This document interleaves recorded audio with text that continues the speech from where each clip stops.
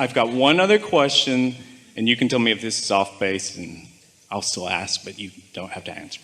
Carl Sagan was like an American astrologer or astrologist, and he wrote an essay called The Little Blue Dot, and there's a video about it and everything.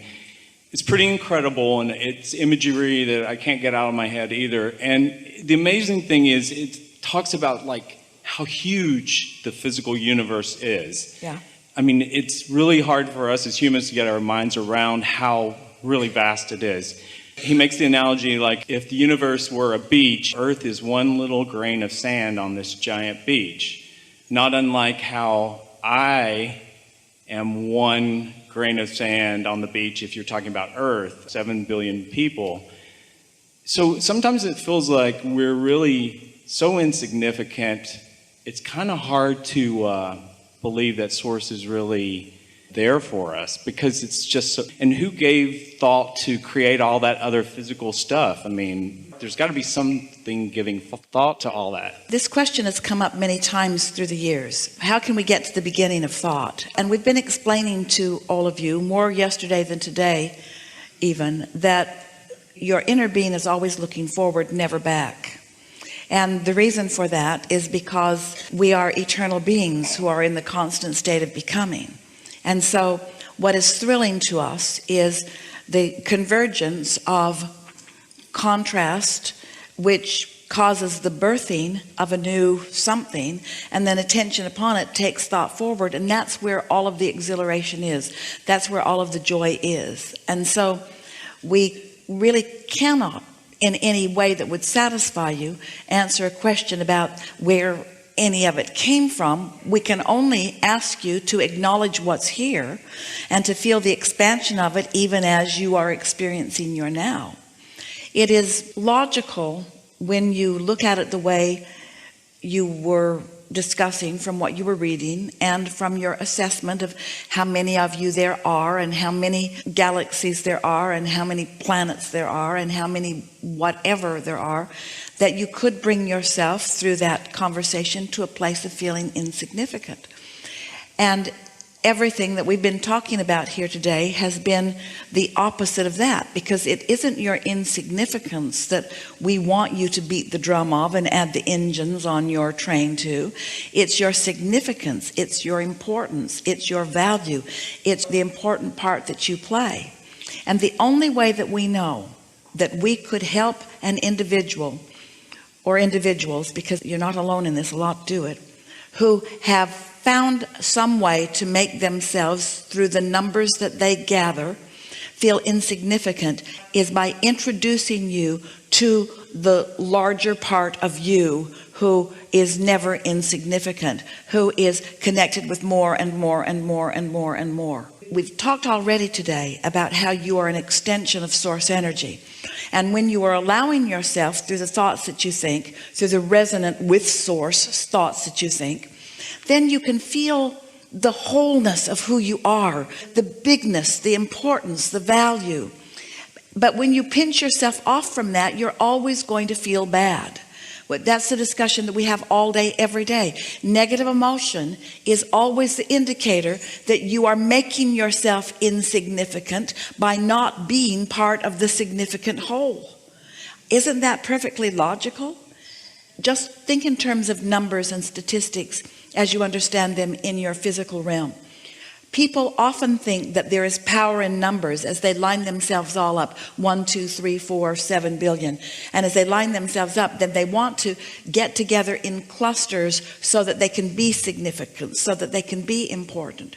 But what we've noticed is that in their attempt to be significant by lining up with other humans or by lining up with other manifestations, is that they more often than not make themselves feel less significant than significant, because the more others they address and the more others they observe and the more others they take on, then the more they split their own energy and disconnect from the stream of bigness and wholeness that they really are. So it's such an interesting conversation. Of course, you can look at anything from whatever perspective that you decide to. But the prudent thing to do is to look at it from the perspective that feels right to you, that feels whole to you. Anything that makes you feel uneasy is not the perspective that your inner being holds. Anything that makes you feel insignificant is not the perspective that your inner being holds. So maybe we'd like to sort of do a little play on words and ask you to not be insignificant by pinching yourself off from your significance, by pinching yourself off from who you really are. But we get it. You just have to play with it until you find your way in it. That's really good. I got that. Yeah. Now, I've got one quick question related to the first question. When the story came in my head, I kind of felt like I even knew who it was to. I felt like it was almost to children, I mean, children are okay, but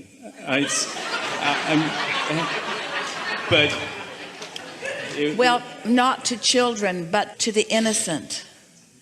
Oh, that's good. Oh my God, that's really good.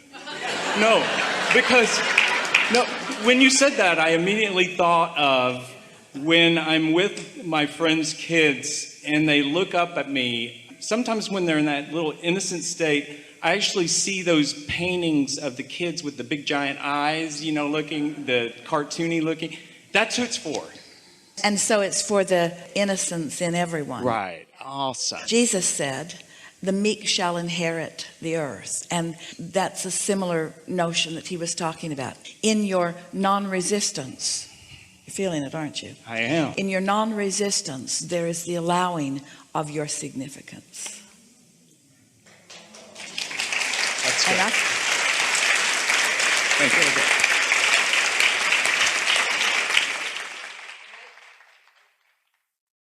As always, happy to be here. First, I want to talk about when I am in the now, I recognize myself because I feel there are mixed sensations in my brain, in my head, and all over my body. And then I recognize myself that I lose myself when I start to doubt. So, well, we just had that conversation, didn't we? Yeah, here's where I want to go. But what we mean is the conversation that we just had is the basis from which we can take this one further. When you are allowing yourself the convergence or blending with the whole of who you are more, you feel more, you know more. But when you are focused upon things that your inner being is not, then you lose that connection, and that's what doubt is. Doubt is the emotion you feel when all of you isn't having the now. I always want to be more. It's like, I want to be there. That's the problem, maybe. Just want it to be there. So let us put your mind at ease a bit. Okay. The reason that we were excited to talk about step 5 is because we do not ask you, we know that it is not possible to be in physical form and be without resistance. And we also know that not only is it not possible to be without resistance, you would not want to be without resistance, because without resistance you could not identify or focus clearly your desire into being. And so there is nothing wrong with you moving about a little bit in this spectrum. It's a matter of understanding it. And once you understand it, that is enough. Of course, you want to practice it for your personal satisfaction, but not because someone else is evaluating you and judging you and feeling disappointed about it. And that's what we feel from you as we are having this conversation. You and so many others are accustomed to seeing someone outside of you making the determination about what you are doing. And there is not any of that going on ever. Yeah, it's all self-imposed. Yeah, I know that when I am in my now moment. But when you're not, you don't know it. So know it, and then you'll feel better. Yeah. We're going to play with all of you just a little bit by asking you, why the reluctance to move in the direction of what feels best? Why that reluctance? And the answer has to be practice. I've just practiced myself into some resistance. But now you have this knowledge, you won't practice it without being aware of it. Your guidance system is kicked into high gear. With the conversations that we have here in a gathering like today, you have activated your resonance with your inner being significantly enough that you will never again deviate from the fullness of it without knowing that you're doing it. Now, what you do next is your choice, but it isn't a choice for you to punish yourself over.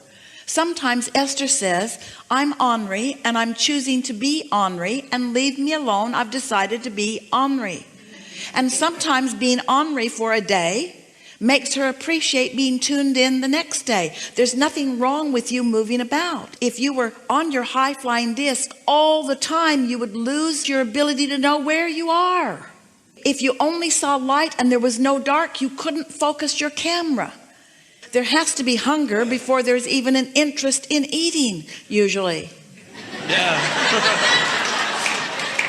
So just be easier on yourself about it. Don't ask for perfection. Relax into the joy. Jerry's statement always, and Esther offers it to herself every day, just mold it into place. Just molding it into place. Just molding it into place. And the place that you're molding it into is a place of comfort, the place of satisfaction, the place of clarity, the place that feels the best. That's what you're doing. But how do you know if there's not something to measure it or feel it against? Well, I know it when in the now. Yes. I know it. Yes. My brain is going to explode. Yes. There are gasmic sensations that are all over. So I know what I am there. Yes.